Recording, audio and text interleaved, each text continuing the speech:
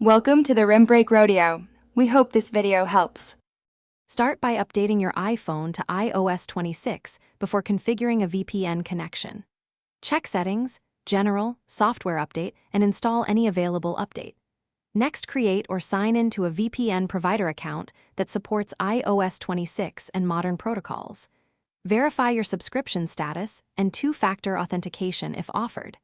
Finally, have your VPN credentials, server address, and any pre-shared key ready. Keep your Apple ID signed in, and ensure cellular or Wi-Fi is active. Open Settings, tap General, then VPN to add a new configuration on iOS 26.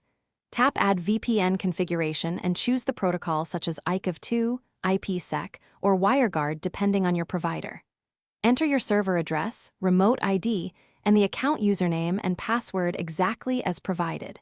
If required, paste the pre-shared key or import the mobile config file from the provider. Optionally, enable Send All Traffic to route every app through the VPN connection for full device protection. Toggle the VPN switch to connect and confirm the VPN icon appears in the status bar.